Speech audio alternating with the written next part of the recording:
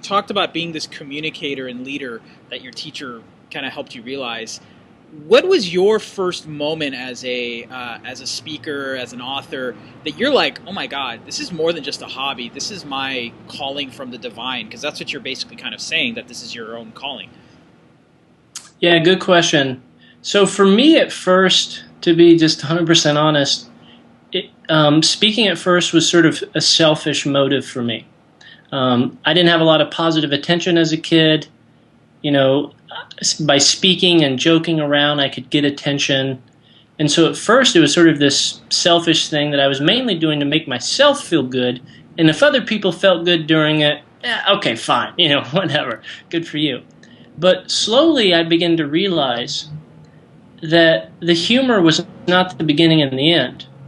The humor was to earn the right to be heard. And the more I could talk about my own life, my good, the bad, things I had learned from that, essentially the more vulnerable I was, the more permission it gave people to be vulnerable with themselves. You know, my kind of philosophy is like, look, none of us are perfect, and we all need to realize that, and we all need to have the guts to stop pretending that we are, ask each other for help where we can, that whole thing. And so I remember because at first I didn't talk about being a foster kid, being abused, any of that. I thought, I don't want to be a whiner. I don't want it to be like I'm playing a violin of woe is me. I don't want to be that guy. But I realized sometimes the things in your life that have hurt you the most are the things you can use to help others. You know, once you've healed from it, once you've repaired from it a bit yourself. And I remember I once said at this school, okay, I'm going to share more of my story. I'm just going to be brave and fearless and just go for it. And we'll see what happens. This could be terrible and I'll like get booed, or maybe this would be interesting.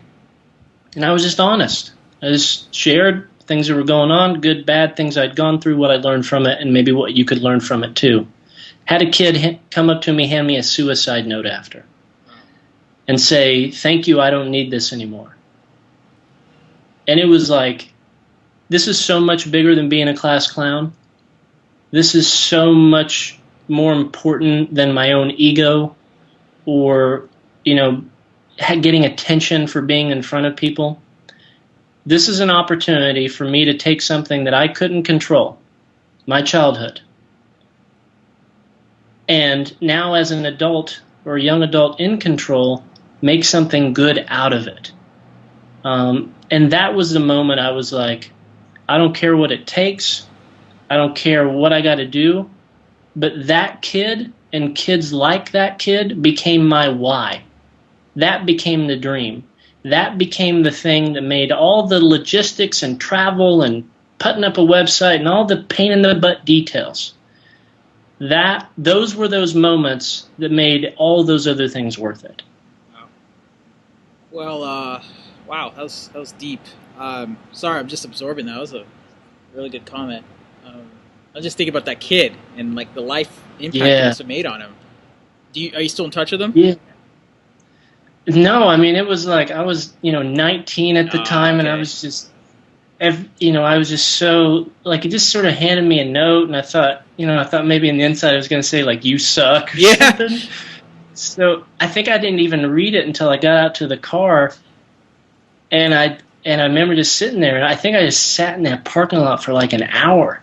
It probably looked creepy just like sitting in my car outside of the school. But I just remember, I was just like, this is a total game changer. And, I didn't at the time and still don't view myself as anyone special or that had something to share. And it was like, man, this really, really matters. Yeah. Well, let's segue to your present moment.